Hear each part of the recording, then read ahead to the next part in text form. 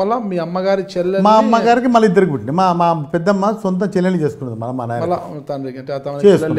దానికి ఇద్దరు, మేమిద్దరం, మా అక్క ఆమె, ఇట్లా మేము మొత్తం 5 మంది అయినాం. అర్థమైంది కదా. మా అక్కలు ఎక్కడి నుంచి వచ్చారు మళ్ళా? మా ఫాదరు చెల్లెలు కొడుకును కూతురుని అడాప్ట్ చేసుకున్నారు ఇద్దరు. వాళ్ళిద్దరు కదా. ఓకే. మళ్ళీ మా అమ్మని చేసుకున్నాడు, పెళ్లి చేసుకున్నాడు. ఓకే. వాళ్ళిద్దరు ముగ్గురం, ఒక అమ్మాయి, మా అక్క, ఇద్దరు. మీ పెద్దమ్మకి కూడా పిల్లలు ఉన్నారు? పెద్దమ్మకి లేరు. పెద్దమ్మకి పిల్లలు లేకనే మా అమ్మని చేసుకున్నది. కానీ మా ఫాదర్ ఆయన సొంత మా అత్త కూతురును కొడుకును అడాప్ట్ చేసుకున్నాడు మా ఫాదర్. వాళ్ళిద్దరు, మీరిద్దరు కొడుకులు కదా? వాళ్ళిద్దరు ఉన్నారు, మేము ముగ్గురం ఉన్నాం. మీరు ముగ్గురం మీ నాన్నకు? మా ముగ్గురం, మా నాన్నకు, మా అమ్మకు ముగ్గురం, వాళ్ళు ఇద్దరు.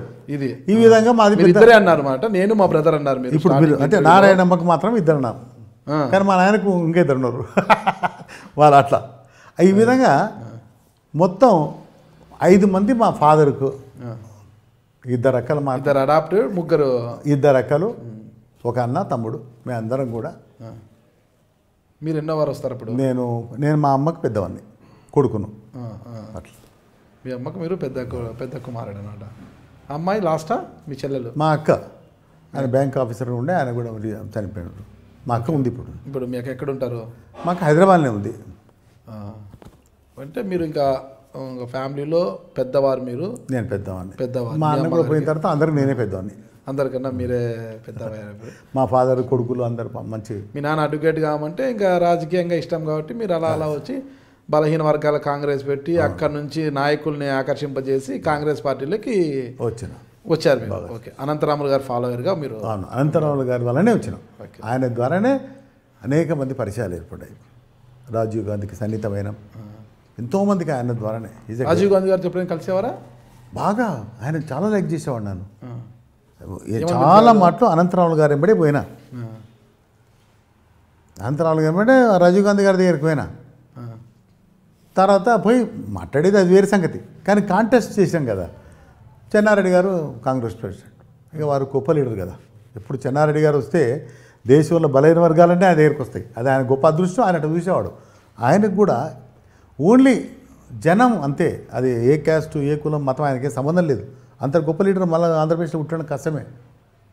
అంటే నా అనుభవం చెప్తున్నాను మీకు. అంత గొప్ప లీడర్ పుట్టడం చాలా కష్టం. Is a great man.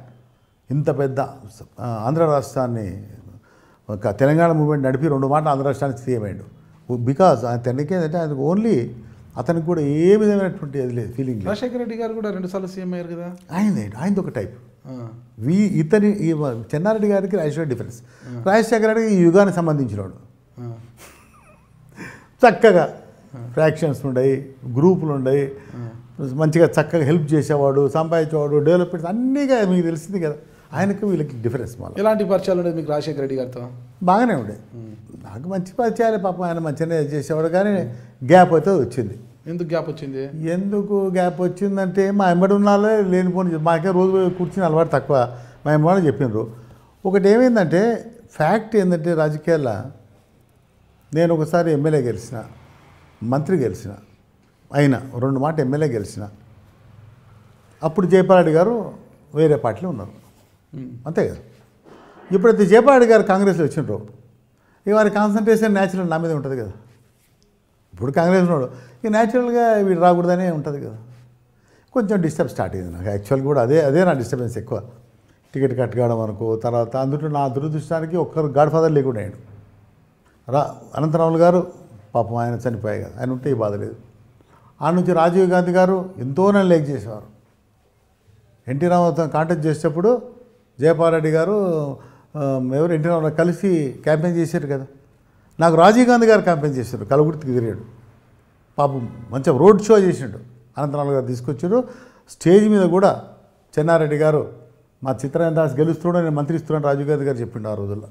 అంత గొప్పగా అది ఆయన బాగా లిఫ్ట్ ఇచ్చాడు. నేను గెలిచిన తర్వాత ఆయన కుముద్దిన్ జోషి దగ్గరికి పోయి నాకు కంగ్రాట్స్ చెప్పాడు. కుముద్దిన్ జోషి ఆమె పిలిపించి ఆమె దగ్గరికి పోతే రాజీవ్ గాంధీ నాకు ఫోన్లో కంగ్రాట్స్ చెప్పాడు.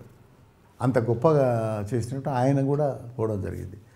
దాని తర్వాత పివి నరసింహారావు గారు బాగా సన్నిహితంగా ఉండేవారు పాపం, నేనంటే మస్తు అభిమానం, ఆయన పోయాడు. ఈ విధంగా గాడ్ ఫాదర్స్ అంతా పోయిన తర్వాత ఇంకో వీక్ స్టార్ట్ అయ్యాయి. ఒక దగ్గరికి ఒక కాంటెస్ట్లోకి వచ్చే వరకు 94లో నేను కాంటెస్ట్లోకి వచ్చిన కదా, 18 ఏళ్ళకి గెలిచిన. 94కి వచ్చే వరకు నాకు కొంచెం బ్యాడ్ టైం కూడా స్టార్ట్ అయ్యింది. అప్పుడు ఏమైందంటే మనం మొదటి నుంచి అవేర్ అని ఒక సంస్థ ఉండేది నా దగ్గర, మస్తు డెవలప్మెంట్ యాక్టివిటీ చేసిన.